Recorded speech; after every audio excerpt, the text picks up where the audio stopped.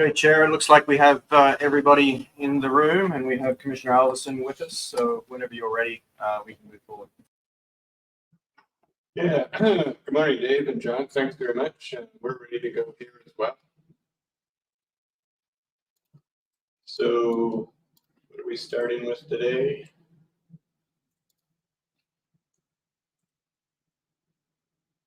We have Dr. Planis up, I think, first. Is that right, Dave?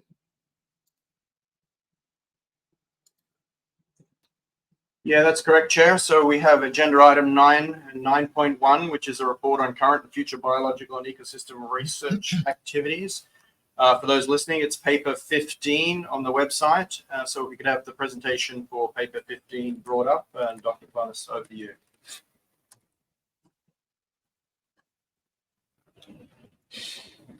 Okay, perfect. Well, good morning, everybody. Good morning, commissioners. I'm going to be presenting a report on the current and future biological and ecosystem science activities. As you will recall, the 5-year program of integrated research and monitoring from 2022 to 2026 contemplates work on 5 main research areas, and those are migration and population dynamics, reproduction, growth, mortality and survival assessment, and fishing technology. Today, I'll be presenting some updates on current progress in some of these areas. Let me start with migration and population dynamics. Here you'll see in the center column under green a few of the research activities that were proposed within the current research plan, and highlighted in red the ones that I'll be speaking of today. So those are the establishment of a baseline of genetic diversity and the delineation of fine-scale stock structure. The relevance of these 2 activities for stock assessment are related to whether it's there's a need for separate assessments for certain components of the stock, because if there is, a potential revision of structure of future stock assessment may be in place. Let me show you some of the results that we received recently. As you will recall also, this study was initiated a couple of years ago, and we have delineated as the main objective to resolve the genetic structure of the Pacific halibut stock in IPHC convention waters by using samples collected from 5 different spawning groups. In this map, you can see highlighted in orange the 5 main geographic areas where we collected samples from east to west of British Columbia, Central Gulf of Alaska, Bering Sea, Central Aleutian Islands, and then Western Aleutian Islands. And you will see also that these samples were collected over a broad period of time between 1999 and 2020. This study was conducted with funding from the North Pacific Research Board from a research grant that IPHC had in collaboration with the Alaska Fisheries Science Center in Juneau. And the technique that we use to resolve the genetic structure is entitled low coverage whole genome resequencing. This is a state-of-the-art technique that allows for screening genomic variation at a very high resolution. And it's really the best current available technique to establish a genetic baseline. So far, we have sequenced 570 individuals, about 50 individuals per collection. That means per year and per geographic area. And as a result of the sequencing of these individuals, we have identified just under 5 million single nucleotide polymorphisms that we're using to establish this genetic baseline. Single nucleotide polymorphisms are the genetic marks that are the result of individual changes in single nucleotides in the DNA of every single individual. So with this really extensive genomic data set, we have now 3 pieces of evidence that will suggest that there is really no population structure with the samples that we're using. The first data comes from a principal components analysis where you can see in this graph represented every single dot represents a single individual, and in colors the 5 different geographic areas that those individuals are coming from. And basically what you can see here is this: there's one large single cluster. There's considerable overlap among geographic collections. If there was really any differentiation, you would actually see completely separate clusters. We don't see that. The second piece of data that we have supporting the conclusion that there is really no structure is unsupervised clustering that provided no evidence of discrete groups. And finally, the assignment testing. Assignment testing is used to determine whether one can assign individuals back to the population that they were sampled from. This was the assignment accuracy was validated using a cross-validation strategy. And the result was that this assignment accuracy that we obtained was just under 35%, which is really low. So in conclusion, we do not identify discrete genetic groups of Pacific halibut within IPHC convention waters using a high-resolution genomics technique. Secondly, there's really no evidence for genetic structure of the Pacific halibut population, at least with the samples that we have. And this is likely due to a considerable amount of gene flow among geographic areas. And that's quite understandable, knowing that Pacific halibut are capable of long-distance movements throughout their entire life history. Also, we have very limited ability to assign individuals back to the location in which they were sampled. And these results are consistent with current IPHC stock assessment practices. Currently, the stock is modeled as a single coastwide stock. Let me move on to the second research area, that is the reproduction. And here in the center, highlighted in red, is the research activity that we've been focusing on the last several years, and that's to update maturity schedules, female maturity schedules, using histology. But we've also started to collect samples for fecundity assessment, and I'll address that after the maturity schedules.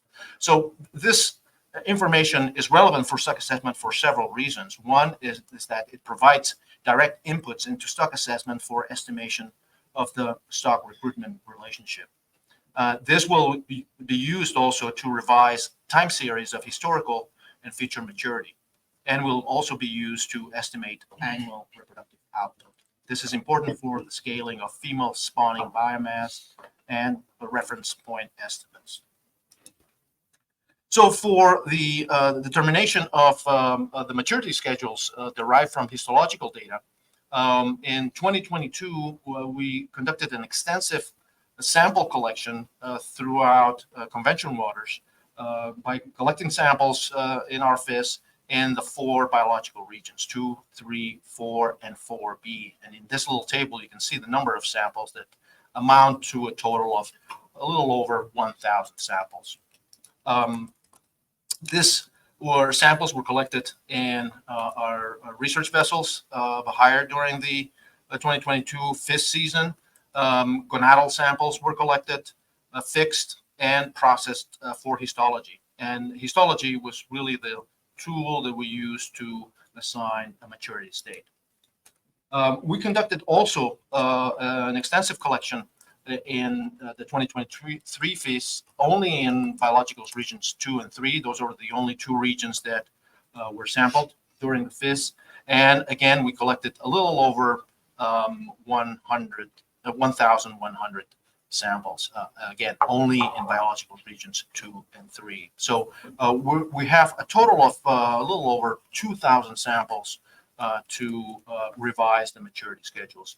I'm going to be showing first the data from 2022. So what you see here are 4 graphs that represent the relationship between age and percent maturity. So on the x-axis, you have age in years, and on the y-axis, the proportion of mature females from 0 to 1 or 0 to 100. And in the 4 biological regions. So biological region 2 is the top left, biological region 3 is the top right, biological region 4 is the bottom left, biological region 4B is the bottom right. So what you can see here is the curves that are generated with the use of a generalized additive model. This is the model that provides the best fit to the data. And what you can see here is that there's some spatial differences in terms of the shape of the curves. In fact, if you look at this curve steepness, the steepness as you go from regions 2 to 4B actually increase in steepness. And that really indicates that as the curve becomes more and more steep, there's a higher proportion of mature females at younger ages. And if you look at area 4B, you can see that the early ages actually have the highest proportion of females. This may indicate that there's potential regional differences in maturity schedule, but I want to highlight that this is just data from 1 year.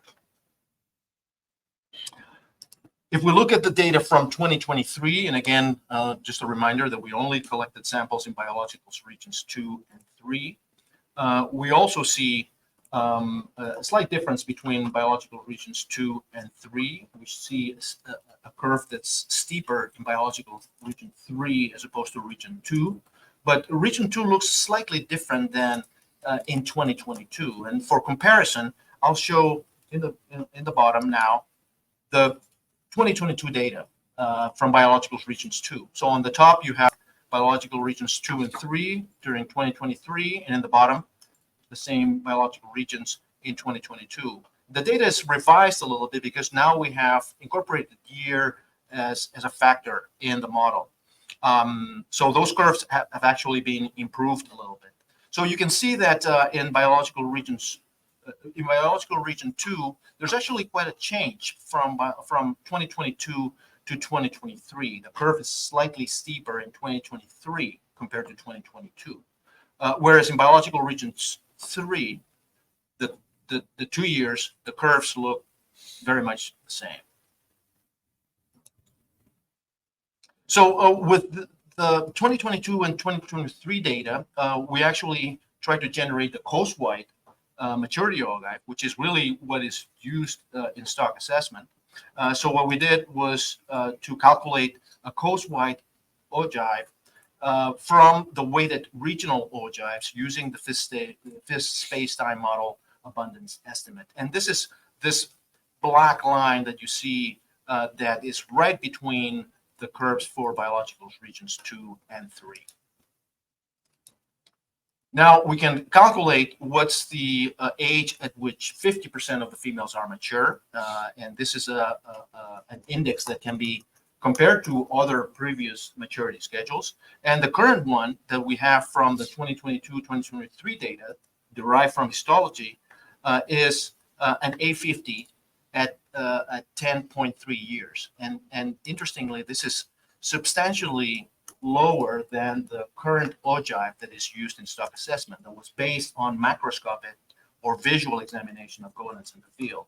That A50 value was 11.6 years. This means that with histology, we've actually seen a decrease in the A50 of 1.3 years. So we're identifying females as mature earlier with this new method. So it's important to consider that these are data from 2 years, and that in 2024, in this year, during the FIS, we collected also, again, samples for histology to have 3 consecutive years of mature data that derived from histological analysis. So in 2024, we collected samples from biological regions 2, 3, and also from biological region 4 in the Bering Sea.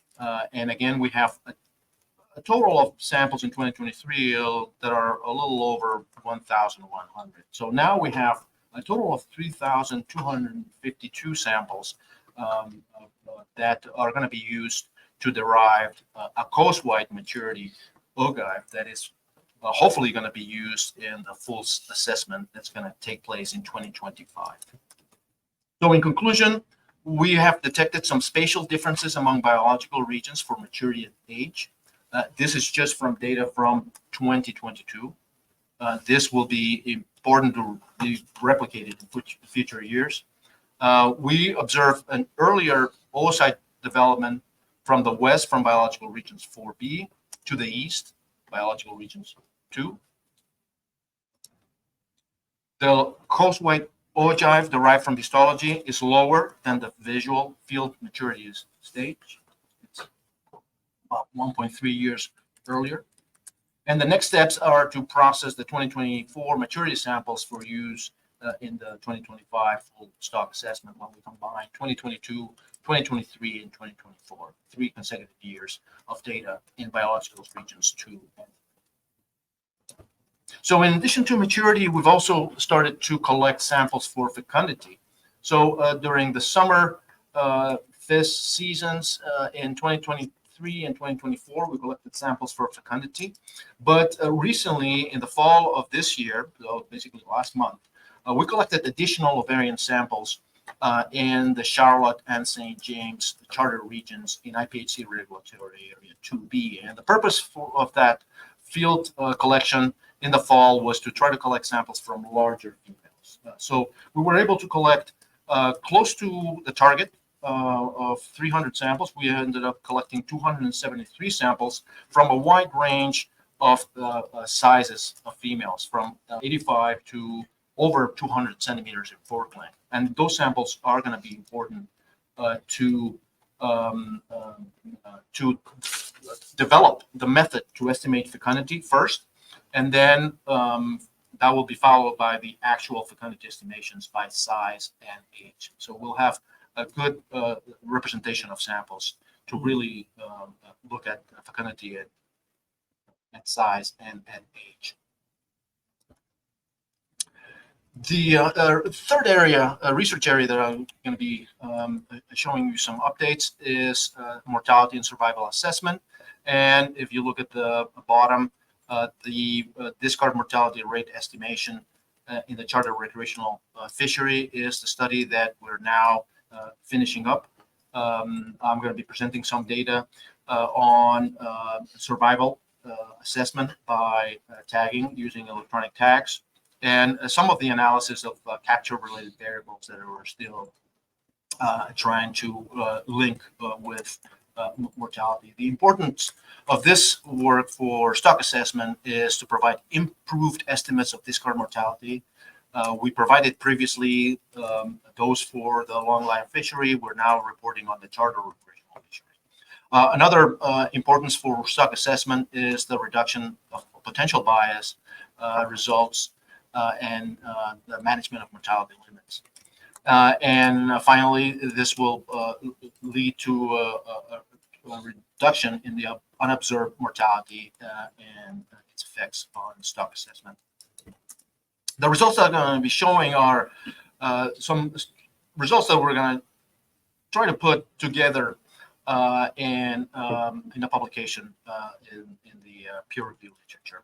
So I'm showing here on the far left a graph that shows on the x-axis the different categories, viability categories that those fish were classified on. We handled approximately over 360 fish. 350 of them were in excellent category. And you can see the most fish that we handled ended up in excellent category. Those fish in excellent category are mostly characterized by the type of injuries. And most of those fish, as you can see in the second graph, that represents the types of injuries on the x-axis and the proportion of those. Mostly of those injuries are torn cheek as a result of the hook penetration through the mouth and the peripheral. And then on the far right, you have the survival probabilities, and the discard mortality rate that we estimated in the charter recreational fishery ended up being 1.35%, with a confidence interval of 95% between 0 and 3.95 for fish only in excellent life.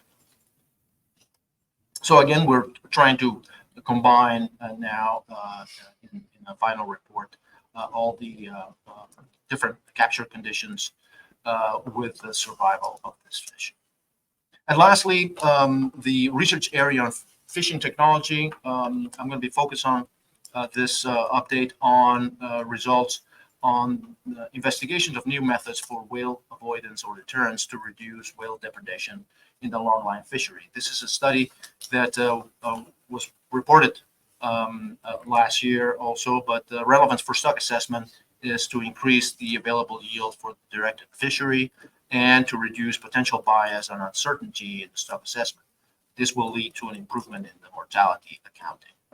This study that was funded initially with a grant from the Bycatch Reduction Engineering Program in collaboration with Pacific States, with NOAA Fisheries, with the Alaska Fisheries Science Center, proposed the use or tested the use of a shuttle system that you can see depicted here. This is this metal structure that was determined to be able to be safely utilized on small vessels. This was tested in the summer of 2023. And the catch rates compared to standard gear were similar. You can actually see the number of fish per skate captured in control gear versus the shuttle, very similar results. And the size categories of the fish and train within the shuttle, the fork length of those fish were actually very similar as well. So now the next step is with funding, again, from the Bycatch Reduction Engineering Program with a different grant, is to do a full-scale testing of this shuttle system in areas with known whale depredation. This is now, this was mentioned yesterday, I think, this will be hopefully combined with some of the FIS work in the summer of 2025 in areas with known whale depredation. So finally, this is my last slide. This is just an indication of the two current grants that the IPHC has on these projects. The first one is the Bycatch Reduction Engineering Program grant that will hopefully fund this full testing of the shuttle device in the summer, and then a grant from Alaska Sea Grant that's done in collaboration with Alaska Pacific University and the Alaska Fisheries Science Center in Juneau on the development of a non-lethal genetic-based method for gauging Pacific halibut. And that concludes my presentation. I'll be happy to take any questions. Thank you. Thanks very much, Dr. Planis. Questions from commissioners? Neil? Thanks, Dr. Planis. I had a couple questions. So just with respect to the work on sexual maturity and how it varies by region, I wonder if you could tell us, or I guess, are there any implications for our understanding of the productivity of the stock that your research is finding that the coast-wide sort of 50% mature figure is something lower than we have been using? And then I wondered sort of when we expect to use those new values in the stock assessment. So that was my first sort of set of questions. Yeah, I'll thank you, Commissioner Davis, for your questions. I'll start with your second one. We hope to be able to combine the 2024 data that is currently being analyzed together with the already analyzed 2023 and 2022 data for the full assessment that Dr. Stewart will conduct in 2025. So that data will feed into the new full stock assessment in 2025. Your first question regarding the spatial, I think this data needs to be really looked at carefully because it only represents 1 year of collection. The sample sizes are actually quite considerable, but nevertheless, it's just 1 year of collection. But it highlights the potential that there may be spatial differences in the maturity schedule. So the habitat and and geographic extent of the species would be quite compatible with the slight differences in maturity schedules. That mean differences in which females achieve maturity, and also potentially, we don't have any data for that, but potentially for differences in spawning timing. So that's an interesting observation, but I think we really need to be careful interpreting it, and we definitely need additional years of data to support that there are spatial differences, and additional years of data will confirm whether those spatial differences actually hold or not. So can I just, to follow up on that, let's say that we collected a longer time series of data that confirmed, leaving aside the sort of spatial variation question for a moment, just confirmed that, the coast-wide average value that might get used in a stock assessment is a lower number than the 11.6 years we use now. Is that a parameter or a value that is going to have potential for sort of an appreciable change in our understanding of the stock's productivity? I thank you for your question, Dr. Davis. Yes, I believe that will obviously Dr. Stewart will have a much directed answer with regards to stock assessment. But looking at the data that Dr. Stewart presented yesterday with a lot of incoming fish that are at younger ages, this would actually imply that the proportion of fish that achieve maturity at earlier ages is larger. So there's a potential larger component of that those younger year classes that will be mature earlier than we think.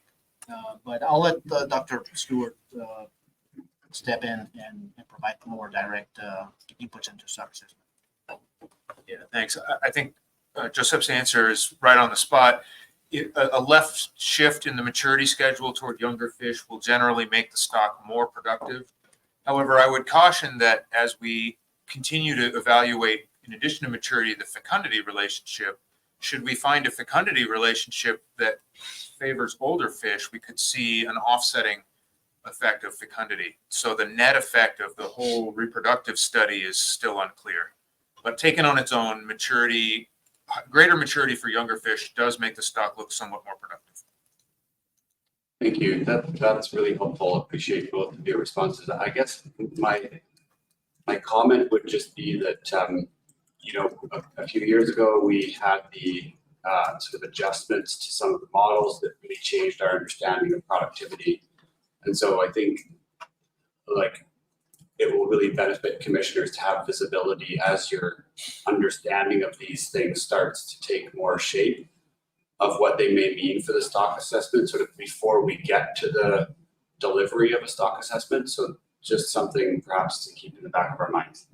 My other comment was just on the mortality and survival work, and particularly the work around fishing technology. And I think you've heard me say this before, but I just don't view this as sort of central to the IPHC's mandate in the way that I think most of the other research you have summarized is.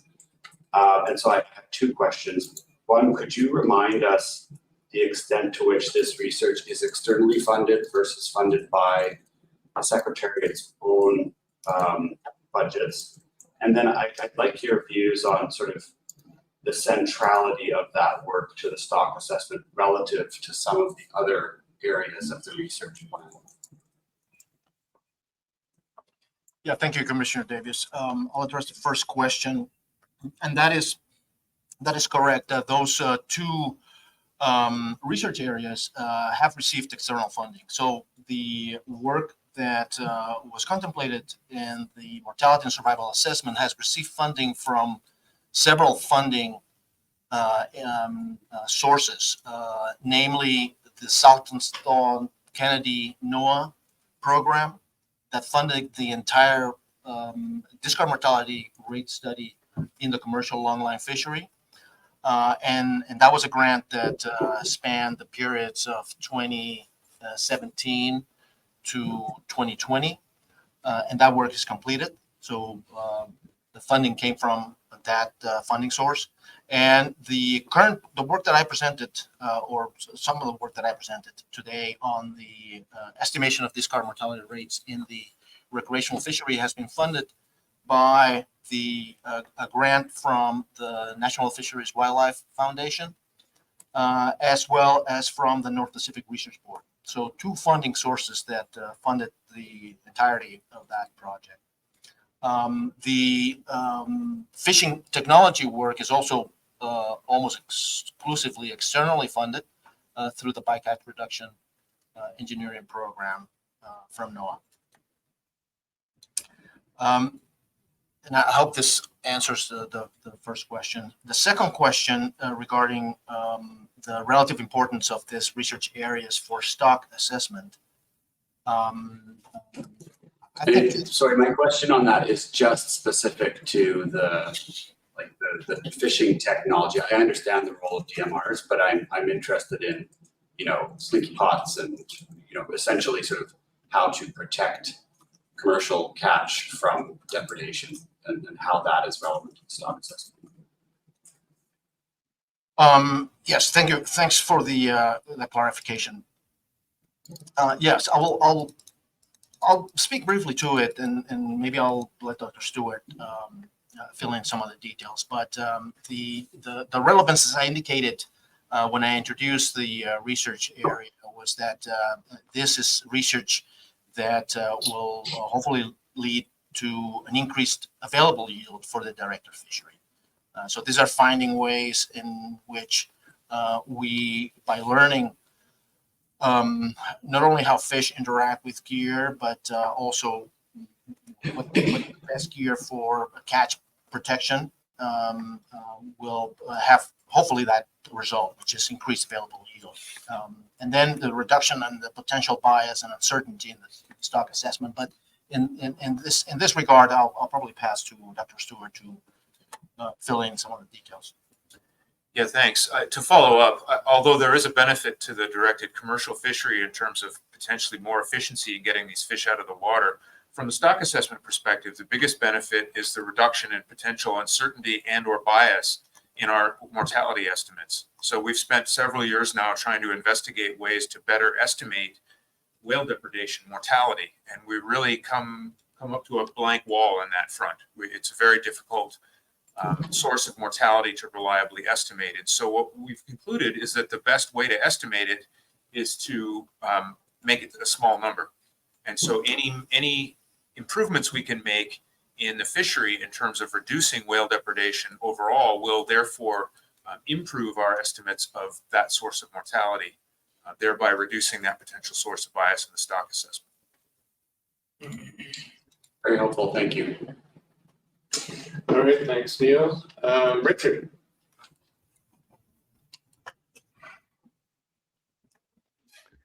Yes, Dr. Planas. Could you put some length and weight to the 10-year, from the 11-year to 10-year females? So I have some idea of, what the sizes of the fish are,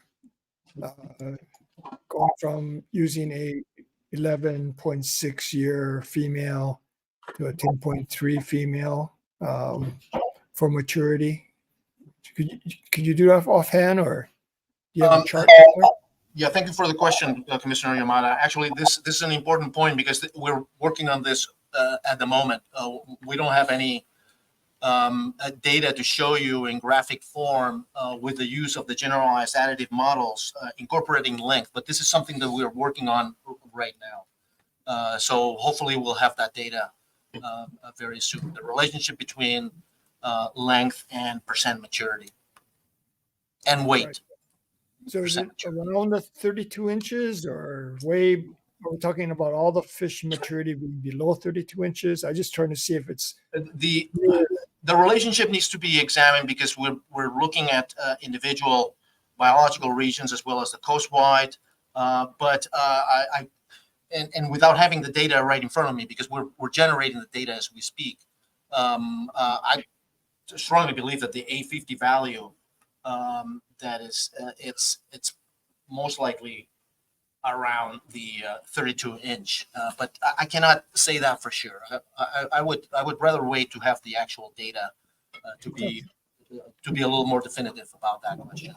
But we are actually gonna be presenting length at maturity and weight at maturity together with age at maturity. Thank you very much. I have a second question for me. So, so I think I mentioned it yesterday that, you know, some stock assessments have converted over to eDNA type of methodology. You know, they're because of the, you know, like Hake on the West Coast where aging ships and staffing became a problem. Now we're doing a lot of stock assessments with using eDNA, and I think we're doing some in the Gulf and the Bering Sea and other species. Do you think in the, you know, not too far distant future, and you know, the cost of doing these, the FISC is in jeopardy right now. Is that something that we should be at least entertaining some thought or discussions about using eDNA for stock assessment in the future? Yeah, thank you for your question, Commissioner Shimala. That is something that a lot of different agencies and organizations are interested in looking, particularly, you know, when there's no dedicated Fisheries Independent Satellite Survey. So we've heard about stock assessments relying on, obviously, from catch information, but also acoustic surveys, and now eDNA-based surveys are in the picture. I think for us, at this point, where eDNA still needs to prove its validity for assessing abundance of fish populations, it's still a little early for us to consider. But we're probably, I personally see the better application for eDNA for our purpose is to complement the mapping of juvenile habitat by looking at absence or presence of Pacific halibut in areas where are not typically surveyed. The detection of fish at ages prior to when they're caught at the NIMSTRAL survey. So basically ages from 0 to 2 to 4 years old. And that's where I see eDNA probably helping us understand a life stage that we're not covering in by any of the existing surveys. So presence of absence at juvenile stages, that would be something. But you know, unfortunately, you know, our dedicated survey, I have my doubts whether that would be the ideal platform for doing that, because we don't really cover a lot of nursery areas. Those would be dedicated, but that's a potential area that could be considered for or put forward for consideration. The collection of water samples in juvenile areas, shallow juvenile areas, for the absence or presence of Pacific halibut, and then help the mapping of the juvenile habitat throughout the conventional waters. Thank you. Thank you, Richard. Peter?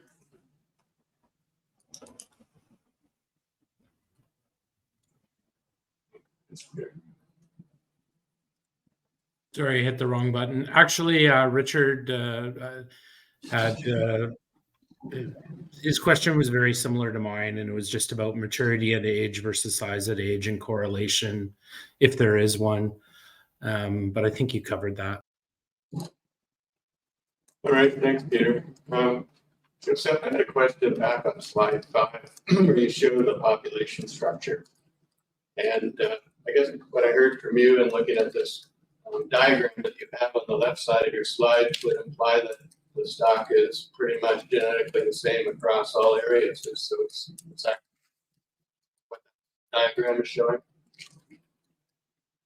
Yeah, thanks, Commissioner. Are you referring to that graph, to the principal component analysis graph? Yeah, when you say that there's great overlap and not any, there's no evidence of discrete groups, and so are we saying that it's one population?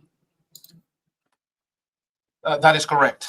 Yeah, there's really no distinct groups in this. This is a bidimensional, more visual representation of the diversity. And what you see here is that all those ellipses that are encompassing every one of the 5 geographic areas that were sampled are very overlapping. You don't see any of the ellipses separating completely from the rest of the group. Perhaps the only difference that you see here noticeably are the orange dots, and those are the bigger ellipse that you see that corresponds to the Gulf of Alaska, but that ellipse stemming up a little bit towards the top and the left, and that is just because of the sample size. The Gulf of Alaska is where we have the most samples. The Central Gulf of Alaska was sampled in 4 different years, more than any other geographic area. So that's where most of the samples are actually coming from.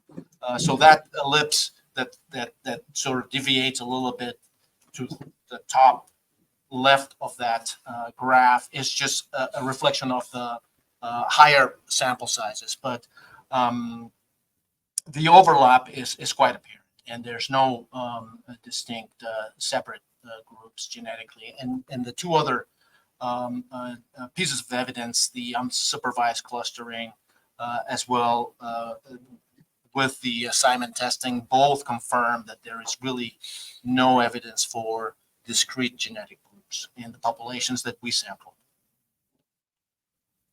So with that in mind, what does that imply, if anything, for stock management?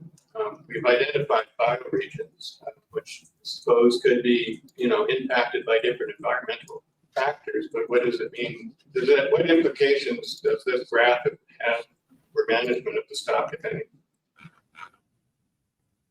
Well, thank you, Commissioner, for your question. The first question is that, and that was a question that was that kind of originated this work, is to determine whether the fish that were the spawning groups that were in area 4B were distinct from the rest of the stock, and our data suggests that that is not the case. We cannot genetically separate the spawning groups that were collected in the western from the central Aleutian Islands or from any other.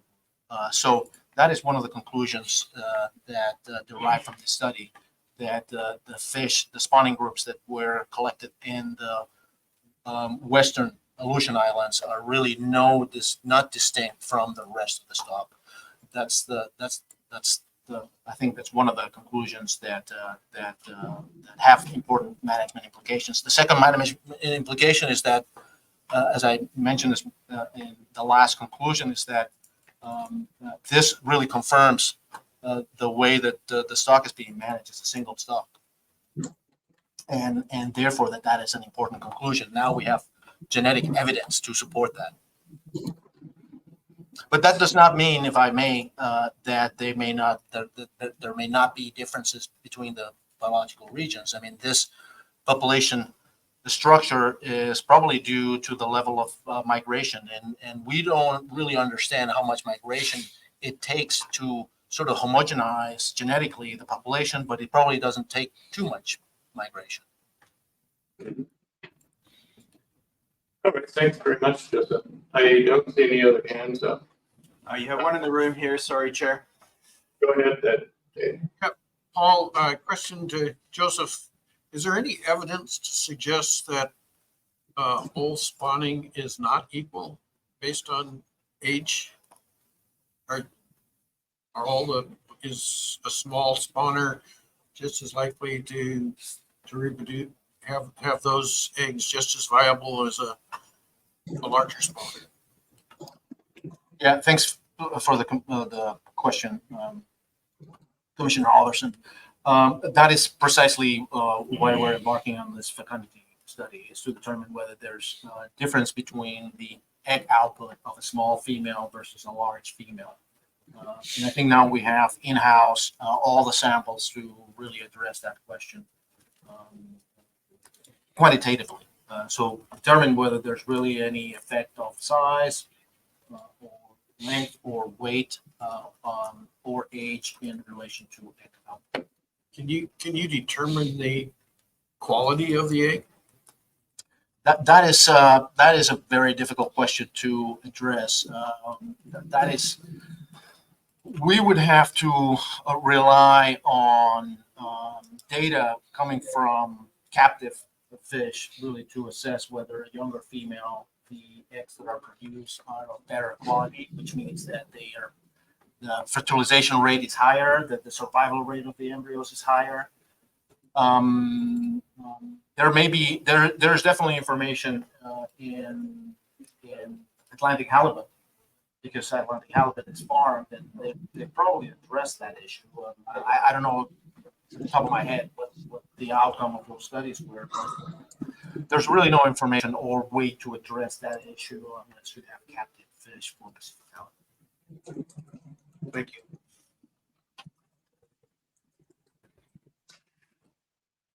Anything else, Bob? No, that's it. Okay, thanks. If there's no further questions, we can move on to public comment and questions. Are there any, Dave? Yes, thank you, Chair. We do have one request for an oral intervention from Angus Grout. And so if we could provide Angus with the microphone, and his comment is on this agenda item, the Biological and Ecosystem Sciences Project updates. Angus, can you hear us? Yeah, I got you fine. Can you hear me? Okay, go ahead.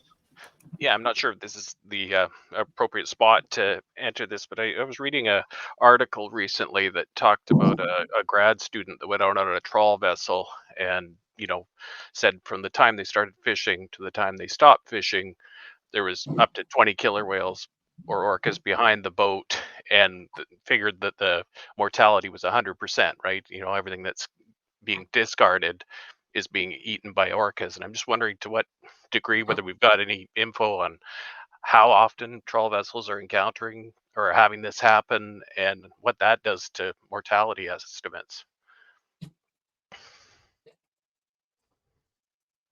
You just said. Yeah, thanks, Angus, for your question. I'm actually not aware of any direct estimates of the rate of whale depredation of Pacific halibut discarded from trawl vessels that I know. I mean, we know a little bit about the discard mortality from Pacific halibut released from trawls as a result of the capture practices involved in trawling, but mortality associated with depredation in actual estimates, I'm not aware of. I don't know if anybody from staff knows a little more than me. There's been some recent work in the North Pacific. There was a discussion paper at the last North Pacific Council meeting reviewing this issue of marine mammals feeding on discards, particularly from trawl vessels. And the conclusion was similar to what was described by Dr. Planis. It's an unknown component at the moment. The regulation is that those vessels, when they are sorting fish on deck, if the whales are there, they're supposed to cease sorting fish on deck if the whales are identified by the observer. Therefore, the lower discard mortality rates that they get for deck sorting should not be applied to those vessels. However, there's definitely a source of uncertainty. And currently, I don't think there's any direct research on it. Okay, thanks for that. Yeah, just something, I might throw our mortality estimates right out the window, right?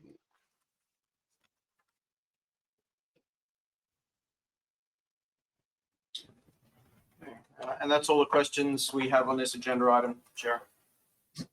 All right, thanks very much, Dave. If there are no other questions or comments, we can move on to the next item, IPHC fishery regulation proposals. Great, thank you, Chair. And so this is, for those listening online, paper 16. And so if we could have the presentation for paper 16 brought up, please. And Dr. Hutchinson is going to present. Over to you, Basha. Thank you and good morning, Commissioners. I will now present the IPHC fishery regulations proposals for the 2024-2025 process. This is supplementary material presentation. Can I please have the main presentation? Secretariat.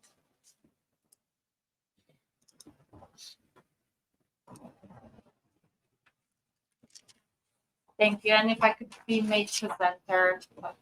Slide. Perfect. Thank you. So as a reminder, first few words about the regulatory process. As IPHC fishery regulatory proposals can be submitted through the IPHC fishery regulations portal that is available on our website. This is an online form that can be submitted by any stakeholder. As a reminder, the deadline for each meeting is 30 days prior to that meeting, and for the upcoming annual meeting in Vancouver, the deadline is 28th of December. In terms of IPHC fishery regulation proposals from the Secretariat this year, we have two proposals. Those are proposals A. The first proposal is proposal A1, mortality and fishery limits. And this is a framework for introduction of mortality and fishery limits in the IPHC fishery regulations. As a reminder, this provides the placeholder for mortality and fishery limits table that will be filled when the Commission made a decision about the TCYs for the individual IPHC regulatory areas. And this would be the decision after the stakeholders' input from Conference Board and Processor Advisory Board. So again, this is just a placeholder proposal with the framework.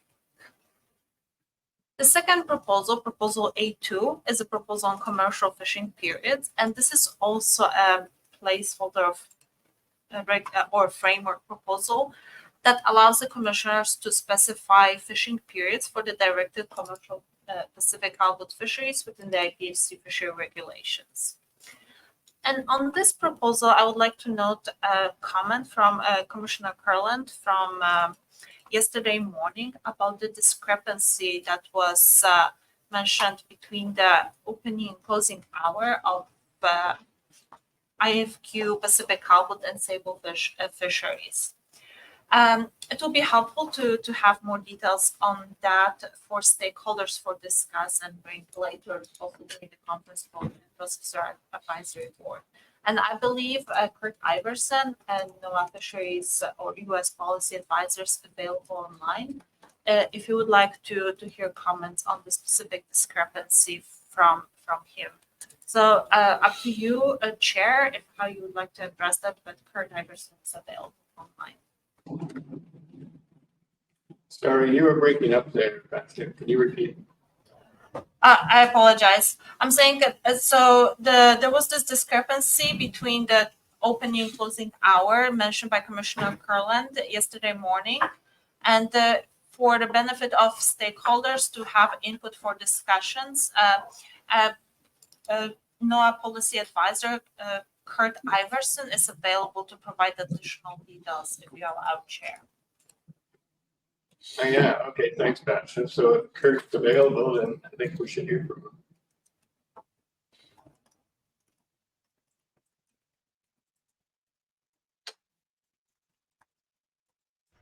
Yes, this is Kurt. Can you hear me? Yeah, we can hear you, Kurt. Yes, commissioners. I think the notes from yesterday that are incorporated into the draft meeting report accurately capture the issue. There is a disconnect between the opening of the halibut fishery this year, which was at 6 a.m., and the opening of the IFQ sablefish fishery, which was at noon. What that meant was that if a halibut IFQ holder also held sablefish IFQ, they could deploy their gear at 6 a.m., but any sablefish that they caught incidentally, they couldn't retain because they had effectively been fishing before the 12 noon opener of the sablefish fishery. So there was this odd situation on the opening day of the fishery. So it's possible to fix this issue with domestic regulations, and NIMS intends to raise this issue to the North Pacific Fishery Management Council. If the council decides to take this issue up, there may be a lag in time. It may be a couple of years before this particular issue is resolved at the council level and the domestic regulations are changed. So what the stakeholders and the commission should probably consider as we move forward to the annual meeting is whether that particular interim period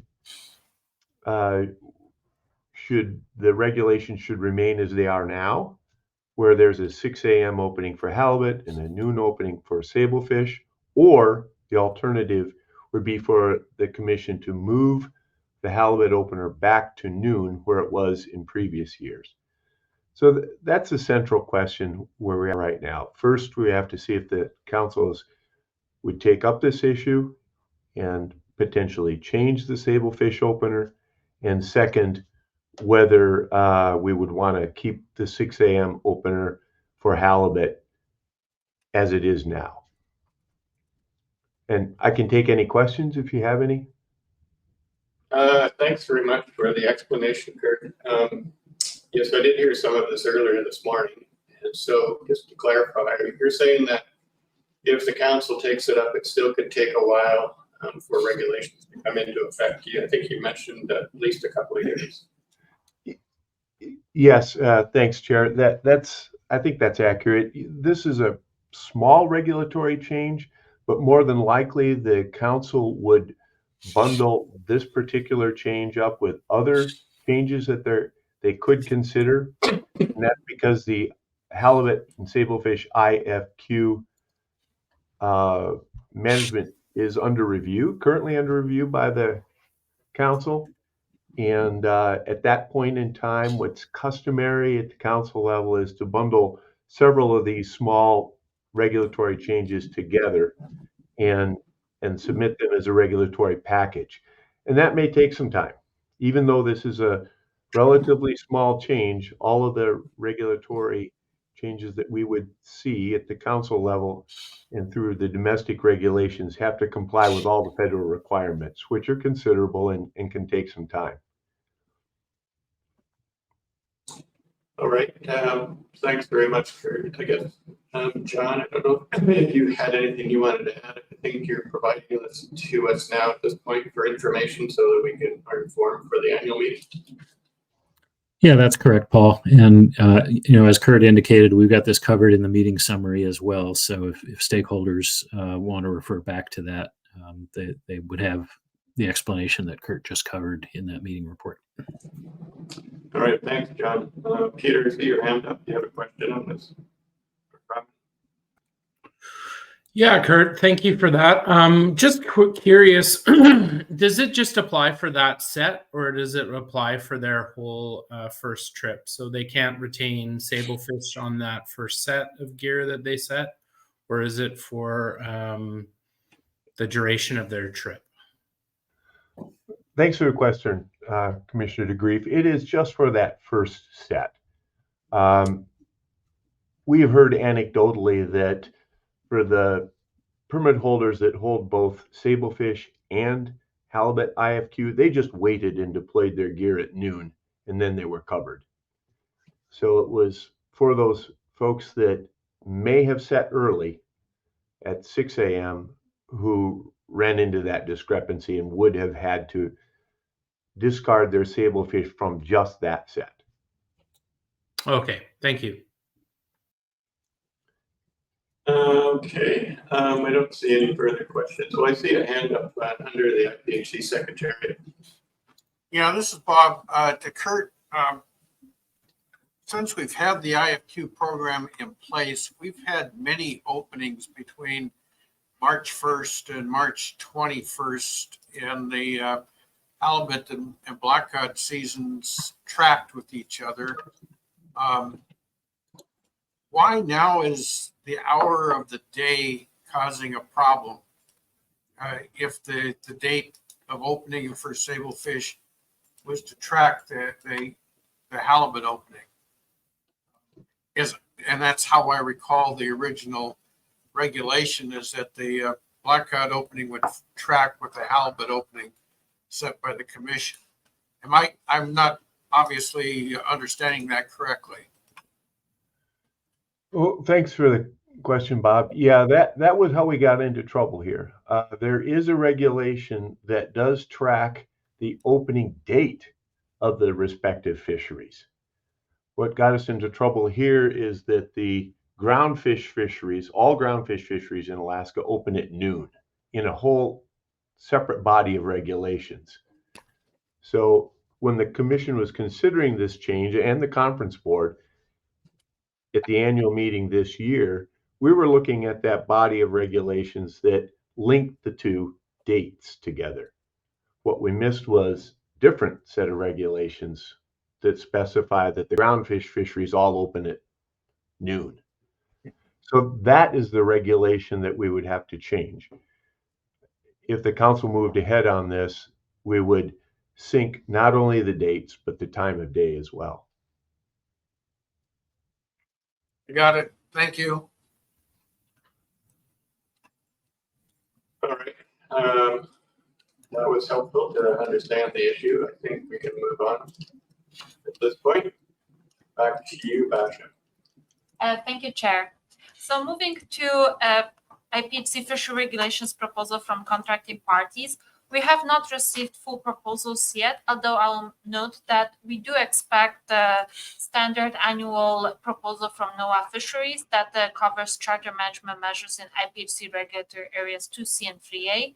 This proposal will be deferred to IM100. So just a note that this is expected proposal, but no specific text of that proposal is available yet, because this is typically coming after the North Pacific Fisheries Management Council adopts the recommendations for for charter management measures.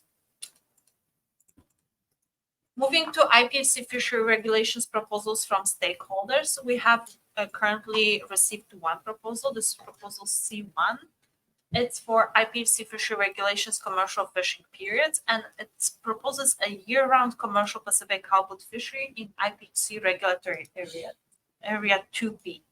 And this proposal has been submitted by Robert Hognes, commercial fisher, on 26th of September 2024. And unfortunately, Robert could not make it to this meeting, but he provided a written statement that provides additional details for his proposal. And with your permission, Chair, we can display that statement on the screen, if that's all right. Yeah, please go ahead. So Secretariat, if you could bring now the supplementary material presentation.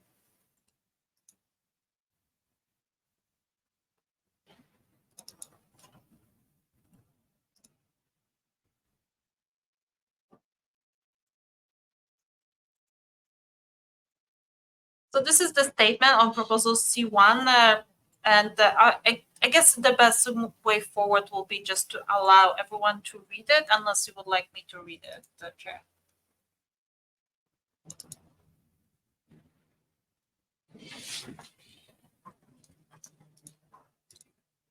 Sorry. There we go. That's good.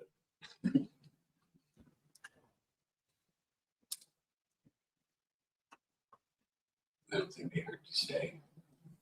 No, you were muted. Sorry. Oh. So, Basha, I'm not sure that everyone online is able to see this, and probably be better to read it, so make sure that.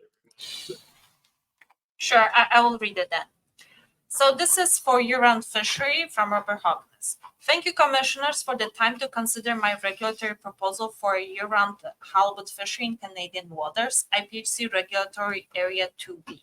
I apologize for not being able to attend the interim meeting, but due to poor weather and slow fishing, I had to go out for one last trip to catch the remainder of my halibut quota. There are multiple reasons why I'm bringing this proposal forward, and I'd like to use this opportunity to highlight a few of them.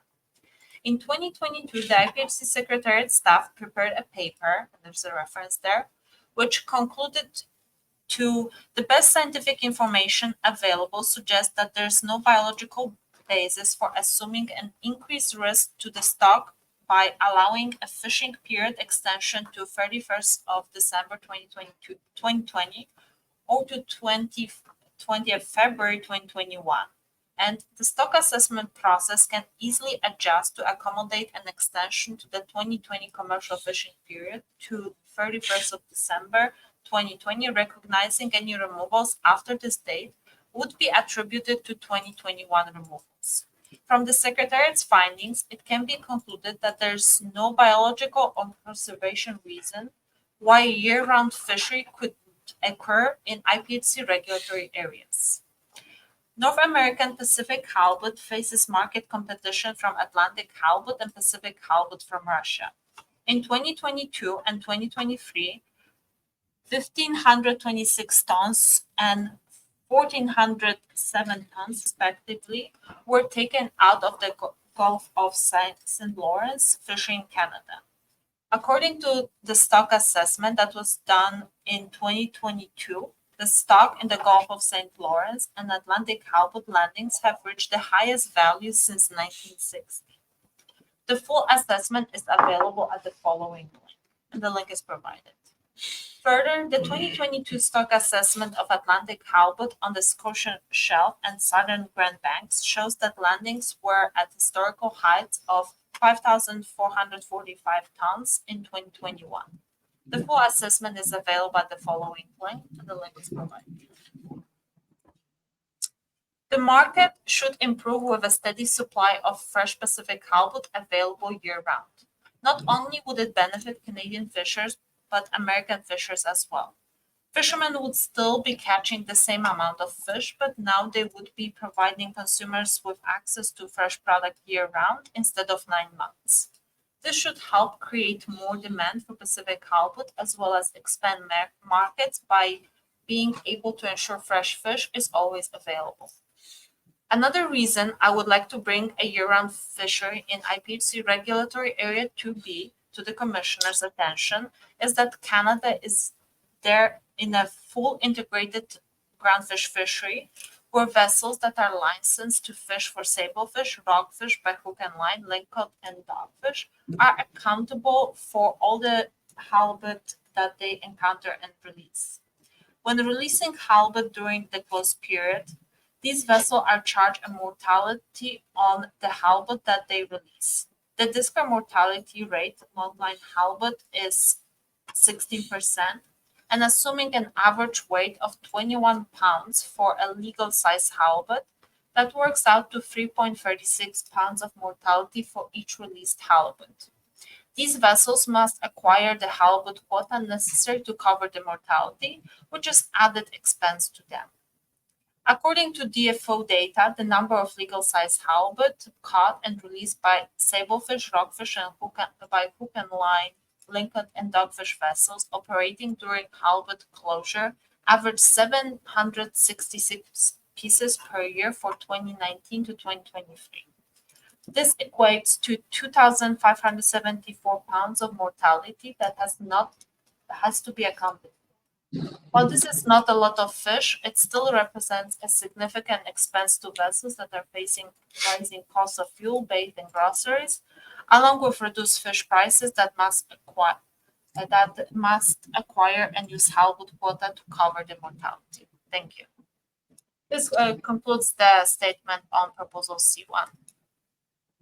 Thanks for doing that, Ambassador. That was a lot to read through. Any questions from commissioners, comments? We have a question here in the room. Paul, this is Bob. Not a question, but some additional information.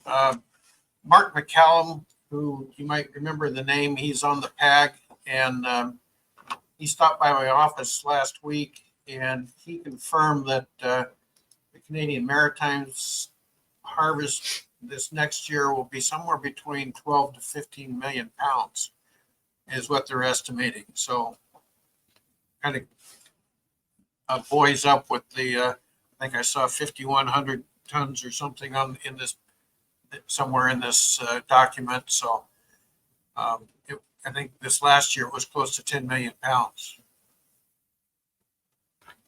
That's it, Paul. All right, thanks, Bob. Sizable amount for sure. So I think this is just for information now. Sure we'll be discussing this at the annual meeting, so it's good to have this in advance. Basha, did you have anything else?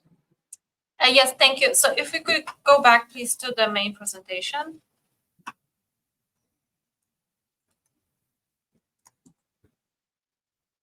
Thank you. So yes, this concludes the stakeholders' proposal, and all the proposals will be considered in full at the annual meeting. I'll also note that we also accept stakeholder comments. So far, we have received one comment that is available in the information paper one. As a reminder, all comments that have been submitted to the Secretariat via IPHC stakeholder comment form are collated for commissioners' view and will be provided again during the annual meeting. So all the comments will be available for that meeting coming up. And that concludes my presentation, and I'm happy to take any additional questions. Thank you. All right, thanks, Basha. Any questions? Not seeing any here. Any in at the Secretariat? Thanks, Chair. Nothing else on the fishery regulations, but we do have that one final public comment request from Forrest Braden for yesterday. So if you're willing to take that at this point, we could see if Forrest's microphone is working. All right, let's do that. Forrest, can you hear us? Unbelievably, yes, I can. Fantastic. Uninstall and reinstall the app. Yeah, thanks. It's a little bit out of context now, but remembering back to yesterday's conversation, I had a question about, I was going to pull up slide 7 and I want to ask of the MSC presentation, but I want to ask that to be done in slide 17. And my comments tee a little bit off of some of the conversation that went back and forth with a commenter yesterday about rebuilding the halibut stock. I'm noticing that if we used a F46 and kind of let it run, we have basically a harvest strategy policy, at least an interim, and probably going to move to a endorsed one. And using a F46 hits the conservation goals because we have a control rule, and we also, for the fishery objectives, we want to maximize, well, optimize or change to maximize depending on where we go with that yield and reduce variability. And I'm just listening. I see some of the signs from Dr. Stewart's presentation yesterday.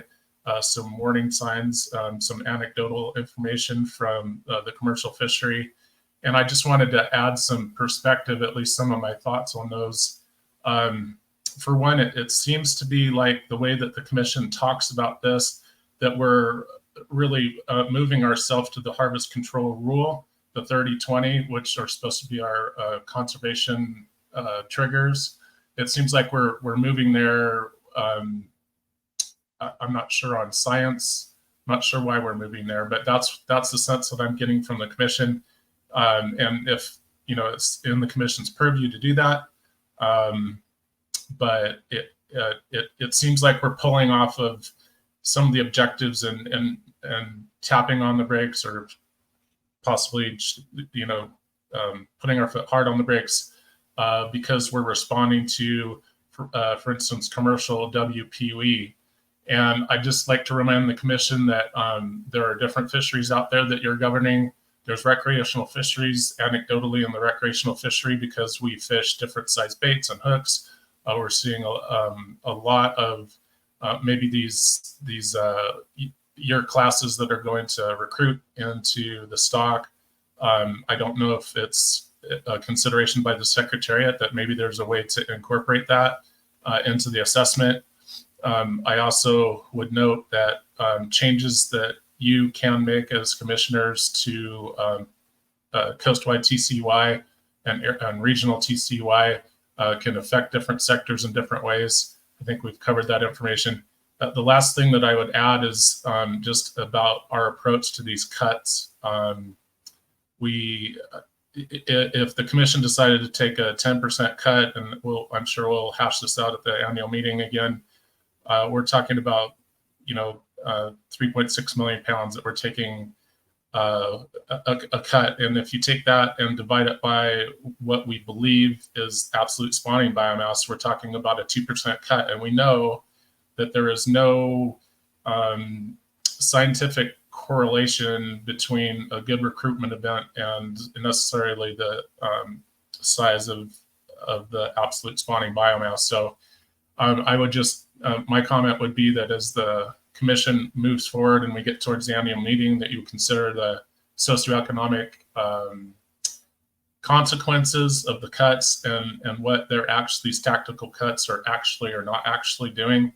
But I don't want to sound unsympathetic or callous towards the fact that we're at some of the lowest WPUEs that we've seen, et cetera. I just wanted to throw that out there. So appreciate your time and thanks for letting me swing back around once my microphone got working here. All right, thanks very much for raising that particular issue for sure for us. We've had the presentation yesterday from Dr. Stewart showing the trajectory of the stock and looking forward for a few years as well. It would seem to me that the stock does continue to decline, and we'll have another opportunity at the annual meeting to review that information. No decisions have been made at this time. We'll have an opportunity to hear input from all stakeholders, delegation, so that we can make an informed decision at the annual meeting. And so at this point, I would leave it there. I appreciate you bringing forward your concern. I'll see if any of the other commissioners have any comments that they want to make.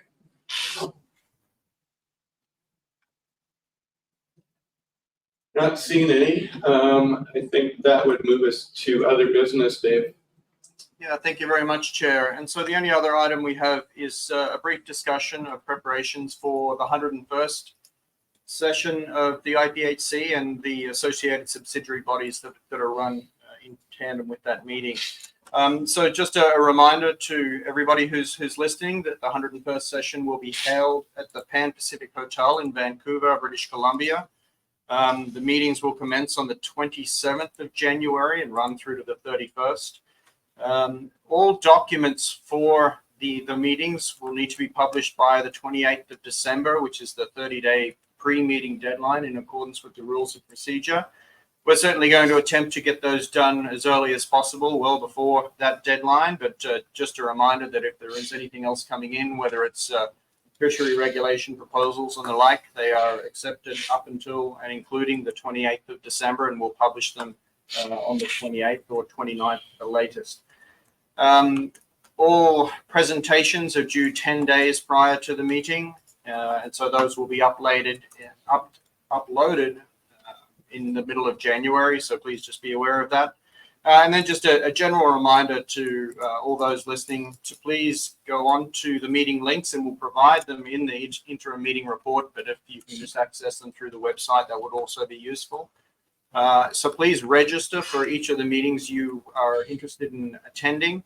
And then also the reception, which will be on Monday night, the 27th. It just helps us with catering and make sure that we can be as cost effective as possible with hotel catering and the like. And so that's all I have, Chair. Associated with that is also a reservation link for the meeting hotel, which you can access through those meeting pages. And so please do book your hotels early. And that's all I have other than agreeing to a process to adopt the meeting report. Thank you, Chair. All right, thanks, Dave. Any good questions, John? Thanks, Paul. No questions on that, but on a different subject, if I may. Yesterday, there was during Ian's report, I believe, we were asked if either any of the commissioners are interested in seeing specific decision table alternatives and detailed mortality projections. And I didn't have anything to raise at the time, and I could certainly just make those requests offline to the Secretariat. So I guess I just want to check in with both Dave and you and see if you have any preferences in that regard. Yeah, I guess, I mean, if you had some that you wanted to put forward, it might be interesting to see them now. John, do you want to speak? Okay, I'll do that. And yeah, okay, I've got them right here. In conferring briefly with the other U.S. commissioners, we thought it would be useful to see decision table alternatives for TCEY at the status quo minus 15% and also status quo minus 25%. So that would be revisions to Table 1 in Paper 13, Rev 1, showing two more conservative alternatives. Again, status quo minus 15% and status quo minus 25%. And then for mortality projections by regulatory area for distributing the TCEY, it'd be interesting to see that distributing TCEY according to the FIS distribution at the status quo TCEY, as well as at minus 15% and minus 25%.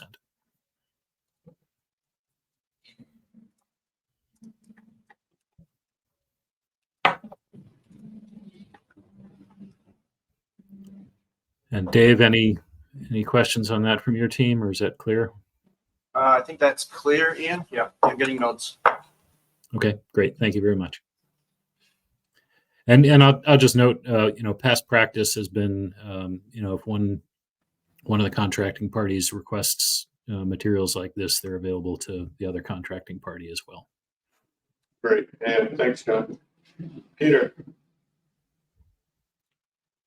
Yeah, sorry, I was not very quick on the hands up in response to Forrest, and was just hoping to get some clarification from Alan on the consequences of hitting either a spawning biomass of 20% or 30%.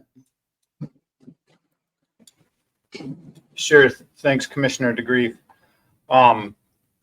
That was very interesting comments by Forrest. We had some discussion at the MSAB meeting about similar concepts. I think paragraph 27 in the MSAB 20 report discusses that.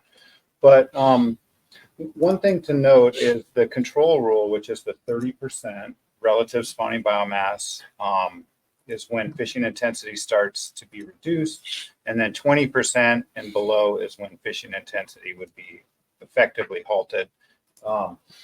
Those are the breaks currently in the harvest strategy policy, noting that the status, the relative spawning biomass, is determined using a dynamic approach, which accounts for fishing only, and thus is not accounting for declines in recruitment and weighted age that we have seen in recent years that's resulting in the lower WPUE or catch rates in the fishery. So I think the consequences of, increased TCYs that have high probabilities of stock decline would start bringing the stock status towards the 30% control rule, which we are seeing in the stock assessment. That stock status is declining, but it's 36%, I believe, right? Or estimated 36 or 38% in this current stock assessment. Once you get below a stock status of 30%, then the reference TCYs would be resulting from a lower fishing intensity, which is effectively how the commission's been making decisions already. They're sort of just putting those brakes on a little bit earlier. But yeah, I hope that answers your question. Yeah, thank you very much. Yeah, I just wanted to relay there are consequences to hitting these numbers in the harvest control rule. So thank you very much. Thanks, Peter. John? I didn't have anything else, Paul. Okay. A late hand. Dave, anything there? No, that's all, Chair. I have just emailed all commissioners and advisors the draft report for adoption. And so I guess the question is, would you like to adjourn for a short period and then come back to adopt, or some other process? Thanks, Chair. Yeah, what time is it here? 10:30 roughly. Let's see, we could probably turn this around fairly quickly, I would think. So do we need to get back together, John, at say at 11 just to finalize this, something like that? I think that would work, especially since both sides have done one run through the draft from yesterday's material. Okay. So how about that, Dave? We could sign back in at 11 and just close this up. That'd be fantastic. Thank you, Chair. Appreciate it. Okay. See you at 11. Hello. Dave, do you have our edits? No, I just shut down my email a minute ago. So we can either adjourn for another couple of minutes if you'd like me to try and incorporate those, or we can just jump in. Why don't we get started? Okay. Okay, Chair. So if for the report itself, so we're just in the adoption process at the moment. We can go section by section to start with. And then as we get into a little bit more of the meaty sections, we can go paragraph by paragraph. And so if you're in agreement, Chair, I could just highlight which paragraph, which section, pause for a moment. And if there are no immediate comments, just move on. Yeah, that's fine with me. Okay. Hey, Paul, just in the interest of efficiency, I only had one set of edits on 43, and I think Kurt had one change just to meeting attendees. So maybe we don't need to step all the way through this unless you had a number of edits. Yeah, we have a few more, but they're not a lot of them, John. Okay, well, maybe it's easier then to just jump to the first paragraph that either delegation has edits on. Sure. Yesterday's were all right. So the first revision from Canada is on paragraph 25. Was that 25, sorry? Yeah, sorry, I was saying that under my breath. Yeah, 25 is just a small wording change. Similar wording change for both 25 and 26, with the second last sentence for each. I also had included a comment for Secretariat that if what we have proposed is not correct, to please ignore it. But for both the utilization of pink salmon and vessel captain stations, that the Secretariat has proposed not to continue with its use at this time, or continue with the use at, or continue with the sampling design as it pertains to vessel captain stations. However, if that is not correct, it can likely not be added or removed. Could you suggest the specific wording? Sure. So the sentence in paragraph 25 that starts with cost savings, after offset by lower catch rates, and then this is where the new wording begins. The Secretariat has proposed to not continue with its use at this time. End sentence.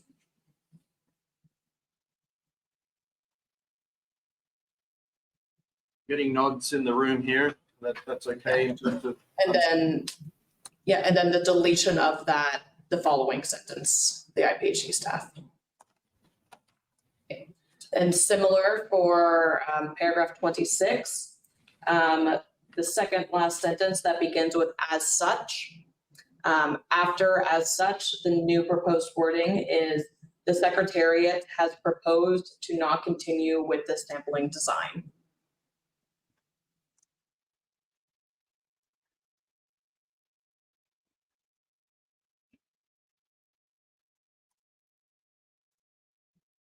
And then yeah, similarly delete the following sentence. We get notes? Yep. Okay. Any objections? Not seeing any, Chair. Next paragraph with edits. Next paragraph with edits that I'm seeing is for paragraph 43, but noting that Commissioner Kurland also mentioned that he had some edits there.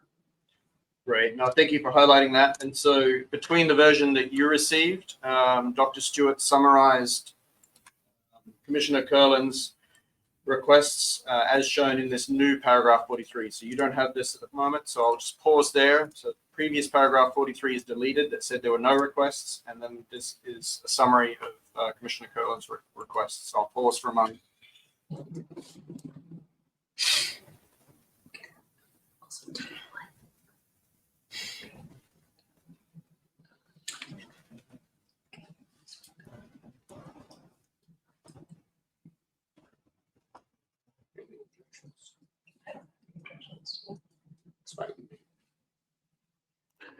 That looks accurate to me.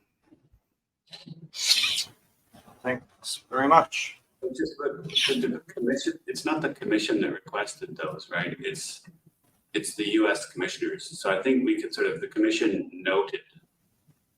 Yeah, actually, that was the construction I had in the language I sent. Yeah, I think that's more appropriate. Yeah, and that was similar to what we had proposed as well. Okay, Yeah, so Dave, if you don't have it in front of you, what I suggested was the commission noted the following requests from the United States. Yeah, that's fine.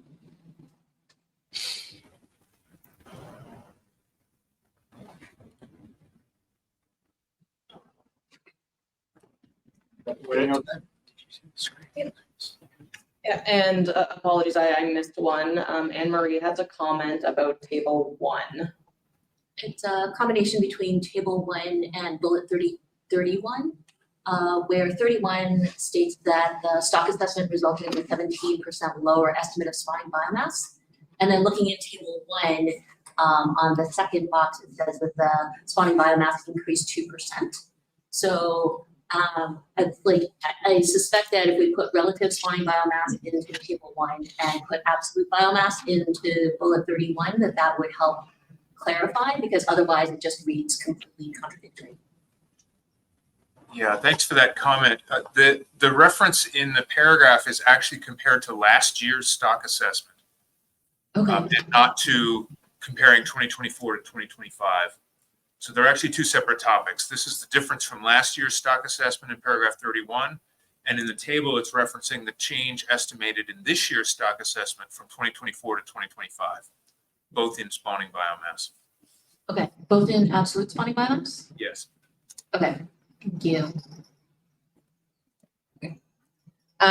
The next Canadian proposal was at paragraph 54.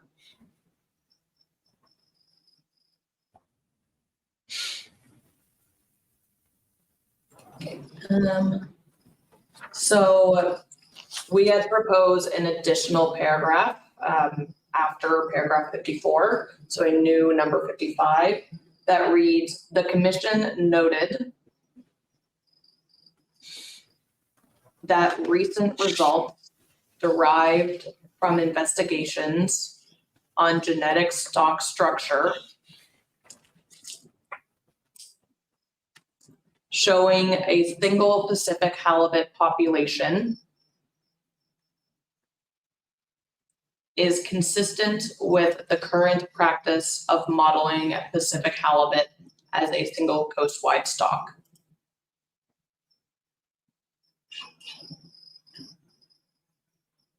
Say that last part of the For modeling Pacific halibut as a single coastwide stock.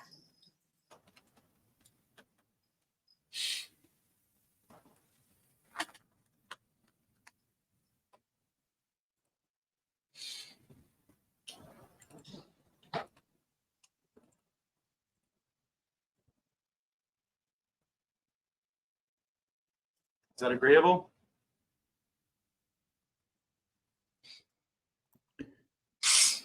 Just for grammar, I think you want to say are consistent. Results are consistent. Yes, thanks.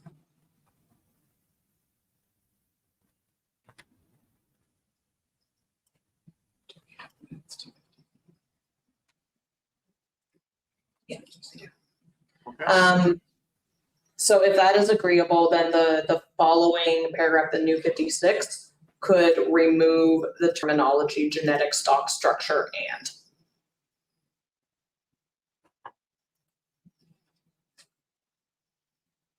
So then, I believe the last Canadian proposal was to new paragraph 57. Or so, sorry, 56, in what's on the screen.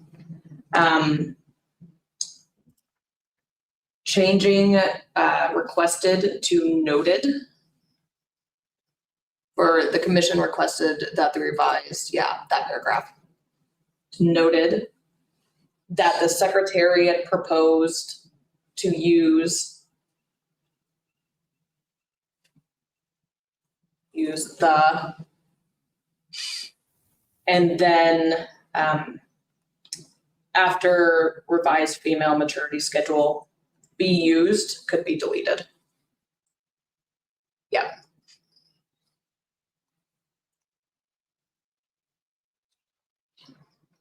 You need it. Sorry? Ellen. I will, yeah. Okay. And then the last thing that we had noticed, apologize, we're going back a little bit again, at just figure 5. The figure title indicates 5 panels, but the figure only shows 4 panels.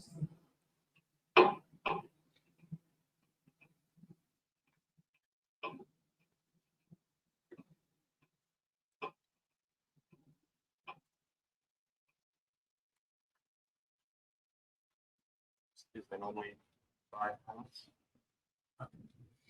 I may have not.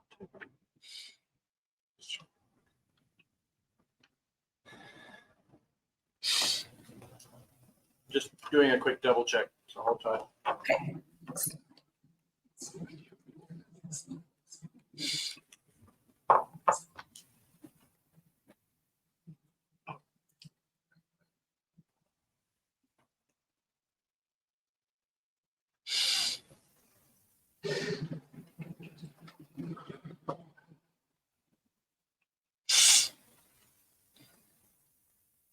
I think the MSY proxy isn't.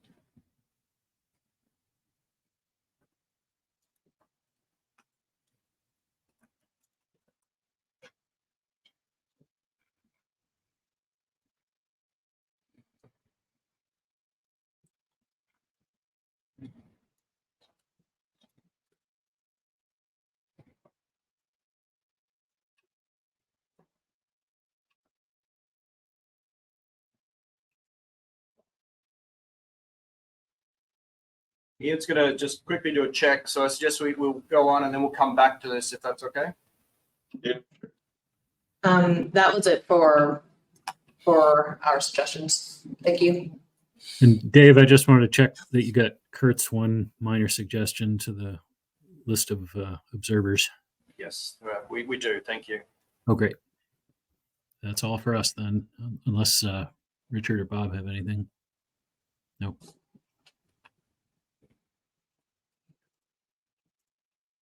All right, just holding for a moment again on the figure 5.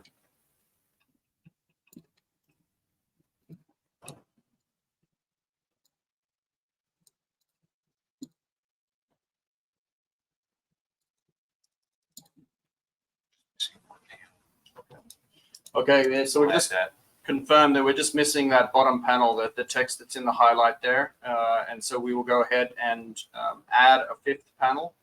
And that's as shown on, do you have the slide number so I can refer to it? Yeah, I believe it's actually slide 51, the reference level that's missing. Okay, so it's slide 51 from the PowerPoint presentation. And so we'll add that additional panel, that 5th panel to this figure. So that's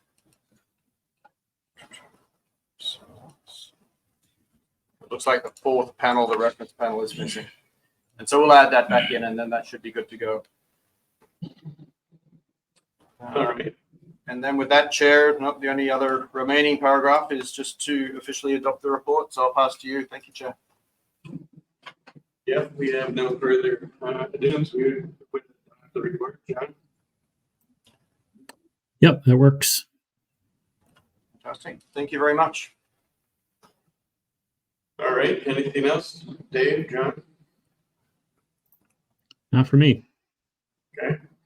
Well, thanks everyone, and thanks to the Secretariat for walking us through the day and a half. Very informative. Appreciate it. Thank you. Thanks all. See you in a month or two. Thank you.